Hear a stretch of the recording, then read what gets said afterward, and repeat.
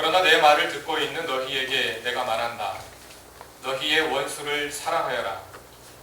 너희를 미워하는 사람들에게 잘해주고 너희를 저주하는 사람들을 축복하고 너희를 모욕하는 사람들을 위하여 기도하여라.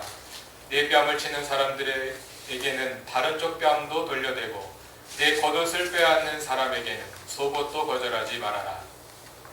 너에게 달라는 사람에게는 주고 네 것을 가져가는 사람에게서 도로 찾으려고 하지 말아라. 너희는 남에게 대접을 받고자 하는 대로 남을 대접하여라. 너희가 너희를 사랑하는 사람들만 사랑하면 그것이 너희에게 무슨 장한 일이 되겠느냐? 죄인들도 자기네를 사랑하는 사람들을 사랑한다. 너희를 좋게 대하여 주는 사람들에게만 너희가 좋게 대하면 그것이 너희에게 무슨 장한 일이 되겠느냐? 죄인들도 그만한 일을 한다. 도로 받을 생각으로 남에게 구워주면 그것이 너희에게 무슨 장한 일이 되겠느냐? 죄인들도 고스란히 되받을 요량으로 죄인들에게 구워준다. 그러나 너희는 너희 원수를 사랑하고 좋게 대하여 주고 또 아무것도 바라지 말고 구워주어라. 그리하면 너희는 큰 상을 받을 것이요 더없이 높으신 분의 아들이 될 것이다. 그분은 은혜를 모르는 사람들과 악한 사람들에게도 인자하시다. 너희의 아버지께서 자비로우신 것 같이 너희도 자비로운 사람이 되어라. 남을 심판하지 말아라. 그리하면 하나님께서도 너희를 심판하지 않으실 것이다. 남을 정죄하지 말아라. 그리하면 하나님께서도 너희를 정죄하지 않으실 것이다. 남을 용서하여라. 그리하면 하나님께서도 너희를 용서하실 것이다. 남에게 주어라. 그리하면 하나님께서도 너희에게 주실 것이다. 괴를 누르고 흔들어서 넘치도록 후하게 되어서 너희 품에 안겨주실 것이다. 너희가 되질하여 주는 그 되로 너희에게 도로 되어서 주실 것이다. 아멘. 이것은 하나님의 말씀입니다. 평소 집안일에는 전혀 무심하고 자정이 넘어서 퇴근하기 일쑤이며 아내에게 따뜻한 말 한마디 건네는 일이 없던 그런 무심한 남편이 있었다고 합니다. 그 남편이 아내의 권유로 교회를 다니기 시작했는데 그리고 나서 남편은 집에 일찍 들어와서 청소기를 돌리고 설거지도 도와주기 시작을 했습니다. 때로는 아내의 귀에 대고 사랑한다고 속삭이기까지 했습니다. 그럴 때마다 아내의 눈에서는 황홀한 눈물이 흘러내렸습니다. 너무도 고맙고 또 놀라워서 아내가 목사님께 전화를 걸었습니다. 목사님 감사합니다. 제 남편이 달라졌어요. 어떤 설교를 하셨길래 제 남편이 저렇게 좋은 사람으로 바뀌었을까요? 목사님이 겸손하게 대답을 했습니다. 그냥 원수를 사랑하라. 정말 안 했을 뿐이죠.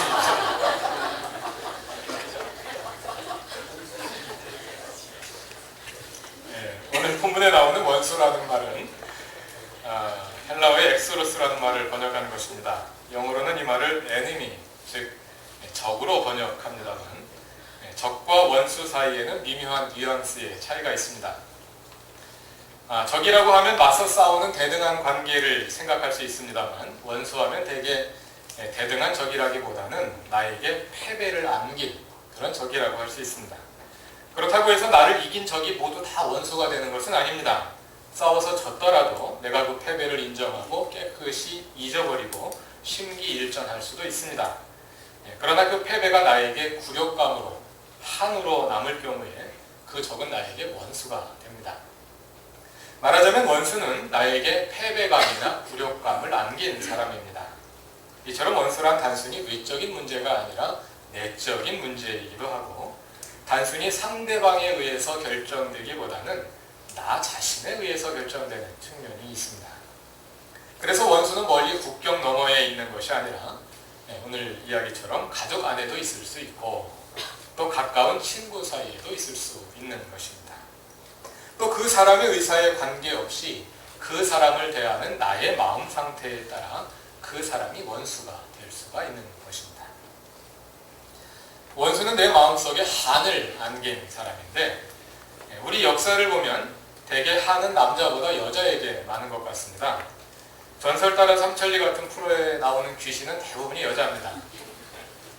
여러 가지 이유를 찾을 수 있겠습니다만 아마 가장 큰 이유는 전통적으로 한국 사회에서 여성이 약자의 처지에 있었기 때문에 그렇지 않을까 생각해 봅니다. 그런데 한은 실제로 내가 약자라는 그러한 현실에 기인할 뿐만 아니라 내가 약자라는 의식에 기인하기도 합니다. 동일한 경험을 하는 모든 사람의 가슴에 동일하게 한이 쌓이는 것은 아닙니다.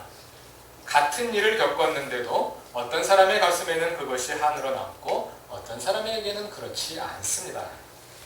이렇게 보자면 우리 마음속에 있는 한, 우리 마음속에 있는 원수를 해결하는 방법은 내 마음속에 남아있는 패배감을 해결하는 것이다.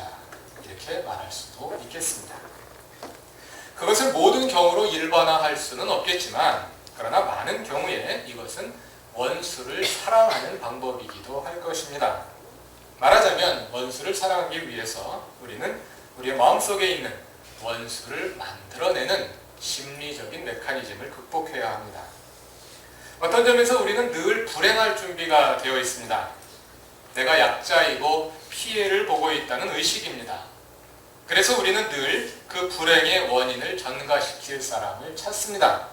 그러다가 누구든지 잘못 걸리면 그 사람은 나에게 원수가 됩니다. 그러나 예수님은 그의 제자들이 한을 품은 투사들이 되기를 원하지 않으십니다.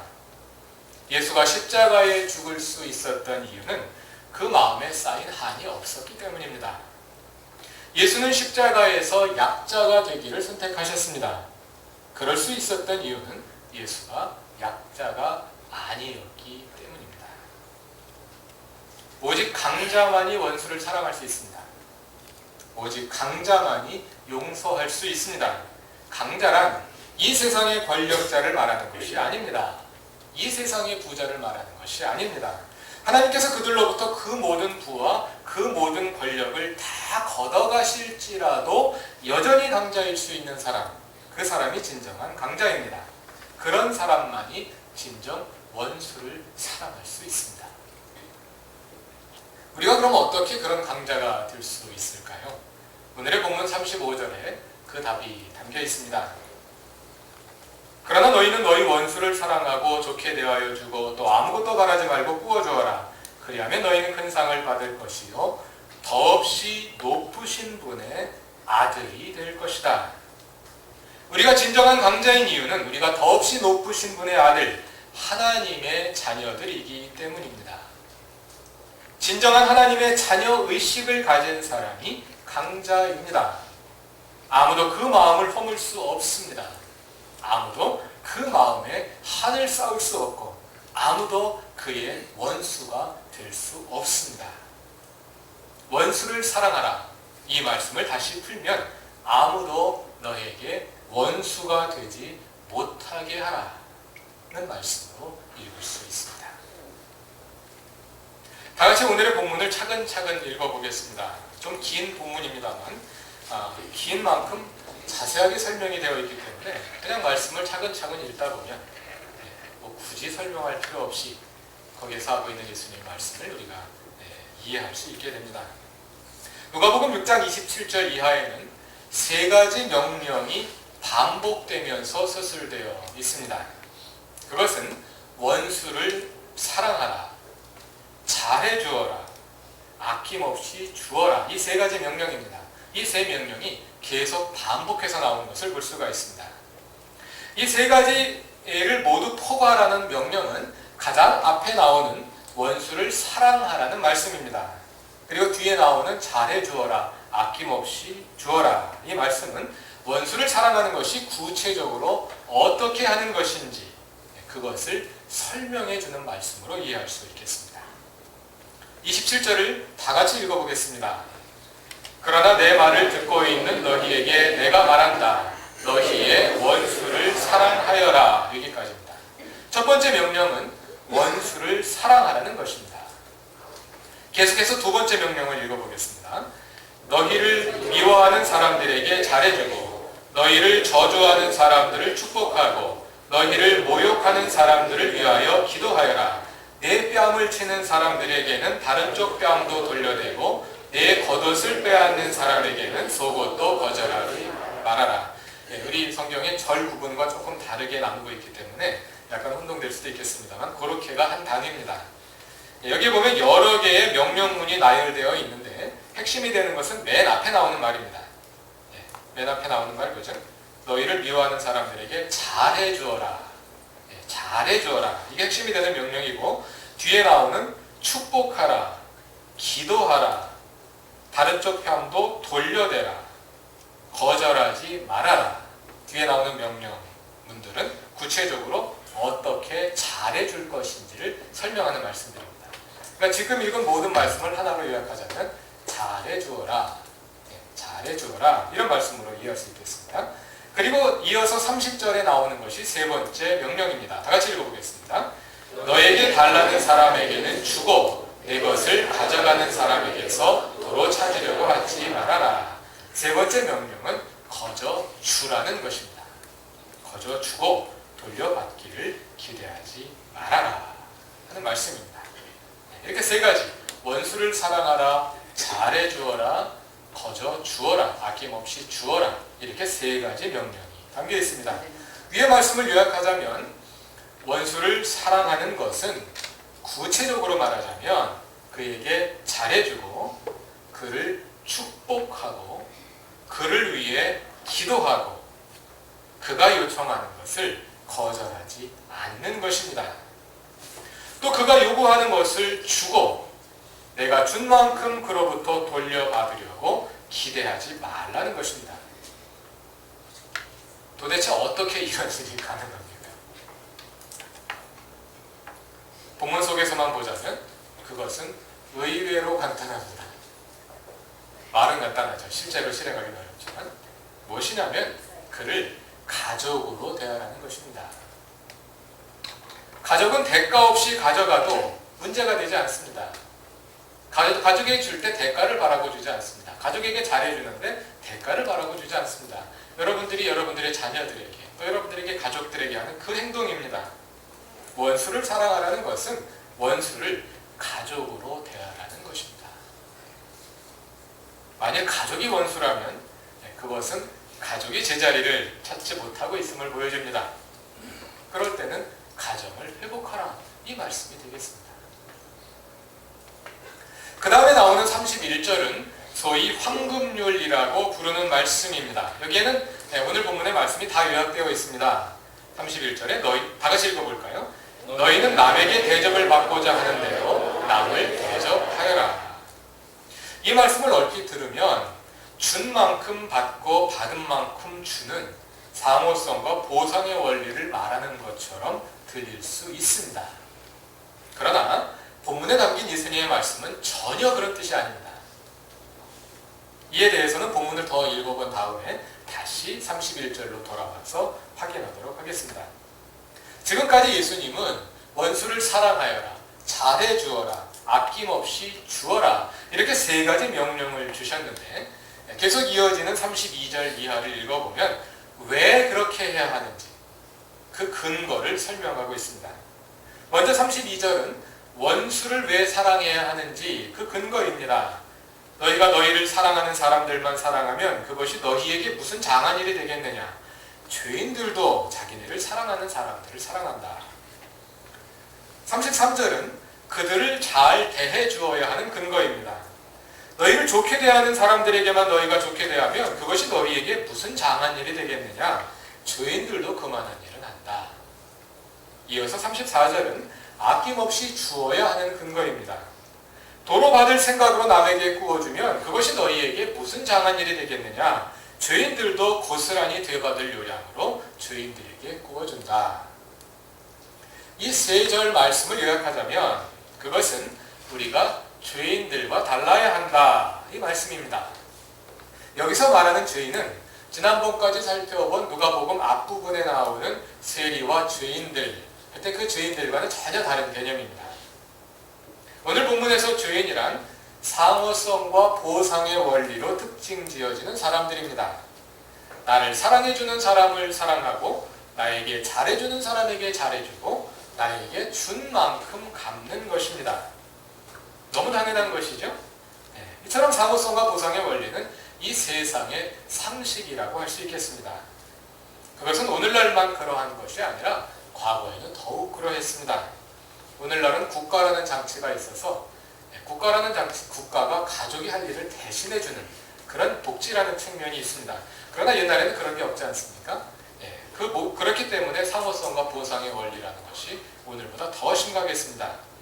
특히 신약 성서 당시 로마 제국을 지탱하던 시혜와 수혜의 관계, 영어로 페이트론 클라이언트 시스템이라고 부르는 이 시스템은 철저한 상호성과 보상의 원리에 기초한 것입니다. 이러한 시스템에서 한 사람이 다른 사람에게 경제적 또는 정치적, 사회적으로 어떤 도움을 주게 되면 그것을 받은 사람은 준 사람에게 채무관계를 지게 됩니다. 준 사람은 시혜자가 되고 받은 사람은 수혜자가 되어서 수혜자는 자기가 받은 것에 상응하는 여러 가지 봉사나 복종으로 그 받은 것을 갚아야 합니다. 이렇게 해서 두 사람은 시혜자와 수혜자 또는 보호자와 피보호자라는 이름으로 사실상 주종관계에 들어가게 됩니다. 그 당시 로마 제국은 수많은 층으로 이루어진 시혜자와 수혜자의 관계로 이루어져 있었다고 합니다. 무슨 말인가 하면 가장 높은 곳에는 황제가 있습니다. 그리고 황제는 그 밑에 딸린 수많은 원로원 귀족들에게 은혜를 베푸는 시혜자가 되고 이 원로원 귀족들은 황제의 은혜를 받아서 살아가는 수혜자가 됩니다. 다시 이 원로원 귀족들은 다시 자기 밑에 있는 다른 사람들에게 은혜를 베푸는 시혜자가 되고 그 밑에 수많은 수혜자들이 딸려서 이 원로원 귀족들에게 복종하면서 주종관계를 이루며 살아갑니다. 다시 이 귀족들은 이 밑에 수많은 수혜자들을 거느리고 또 다시 이 사람들은 이 밑에 수많은 수혜자들을 거느리고 그래서 로마 제국 전체가 황제를 정점으로 하는 여러 층의 시혜자와 수혜자의 관계로 짜여져 있다는 것입니다. 이러한 사회에서는 황제는 제국의 모든 시민의 시혜자로서 백성들의 경제적 필요와 사회적 안전을 제공하지만 모든 백성들은 황제의 채무자가 되어서 황제에게 종속되어 있었습니다. 이것이 로마 제국의 시스템이었습니다. 예수님은 이러한 시스템을 뒷받침하고 있는 상호성과 주었으니까 받는 거죠. 이러한 상호성과 보상의 원리를 거부하시는 것입니다. 그러나 만약 주는 사람은 계속 주기만 하고 받는 사람은 계속 받기만 한다면 그 사회가 정상적으로 유지될 수 있겠습니까? 그리고 그 당시 그리스도인들은 대부분 가난하고 힘이 없는 사람들이라서 한정없이 내어줄 만한 처지에 있지도 않았을 텐데 예수님은 왜 이렇게 무리한 요구를 하시는 걸까요? 그 근거는 35절과 36절에 설명되어 있습니다. 먼저 35절 전반부에는 지금까지 제시한 세 가지 명령이 다시 반복됩니다. 그리고 바로 이어서 그에 대한 근거가 제시됩니다. 35절을 보면 그러나 너희는 너희 원수를 사랑하고 첫 번째 명령이죠. 좋게 대하여 주고 두 번째 명령이죠. 또 아무것도 바라지 말고 꾸어주어라 세 번째 명령입니다. 이 세 명령이 세 번째 반복되고 있는 것입니다. 그리하면 너희는 큰 상을 받을 것이요 더없이 높으신 분의 아들이 될 것이다. 그분은 은혜를 모르는 사람들과 악한 사람들에게도 인자하시다. 너희의 아버지께서 자비로우신 것 같이 너희도 자비로운 사람이 되어라. 원수를 사랑하고 나에게 해를 입힌 사람들에게도 잘해주고 받을 기대를 하지 않고 줄 수 있는 근거는 모든 인류의 수혜자가 되신 하나님이 아무 조건 없이 베푸시기 때문입니다. 로마 황제가 아니라 자비로우신 하나님께서 모든 백성의 시혜자가 되셔서 아낌없이 베푸시는데 로마 황제는 그에 대한 대가로 보상을 요구하지만 하나님은 아무런 보상이나 채무 관계를 요구하지 않으시기 때문에 하나님의 자녀된 우리도 아낌없이 베풀 수 있는 것입니다. 하나님께서 우리를 자녀로 대하시는 것처럼 우리도 다른 사람들을 가족으로 대하는 것입니다. 이 세상은 내 것을 가져간 그 사람으로부터 보상을 요구하지만 우리는 내가 아낌없이 베푼 그 모든 것에 대한 보상을 오직 하나님으로부터 기대할 뿐입니다. 37절과 38절 말씀이 그것을 풀어서 보여주고 있습니다. 다 같이 37절과 38절 말씀을 읽어보겠습니다. 남을 심판하지 말아라. 그리하면 하나님께서도 너희를 심판하지 않으실 것이다. 남을 정죄하지 말아라. 그리하면 하나님께서도 너희를 정죄하지 않으실 것이다. 남을 용서하여라. 그리하면 하나님께서도 너희를 용서하실 것이다. 남에게 주어라. 그리하면 하나님께서도 너희에게 주실 것이다. 되를 누르고 흔들어서 넘치도록 후하게 되어서 너희 품에 안겨주실 것이다. 너희가 되질하여 주는 그대로 너희에게 도로 되어서 주실 것이다. 아멘. 이것이 우리가 죄인들과, 즉 세상 사람들과 구별되는 방식입니다. 우리는 오직 사랑으로 이 세상과 구별되어야 합니다. 준 만큼 받은 것을 기대하는 것이 세상의 상식이지만 우리는 하나님의 자녀들로서 하나님의 자비하심의 원리를 따라 받을 것을 기대하지 않고 주는 것입니다. 그래서 아까 읽고 지나쳤던 31절에 나오는 황금률도 이러한 방식으로 이해할 수 있습니다.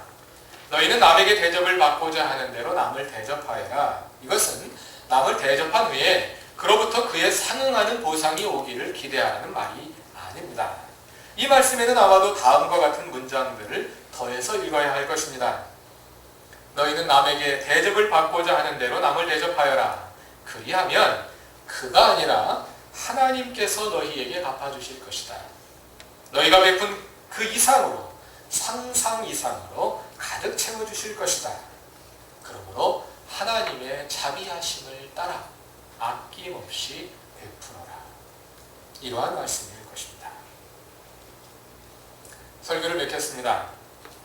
미국 흑인 해방운동의 지도자였던 마틴 루터 킹 목사가 28살 때 엘러베마의 몽고메리에서 그 유명한 로사 박스 사건으로 인해 촉발된 인종차별 버스에 대한 승차 거부 시위를 주도하다가 투옥된 일이 있었습니다.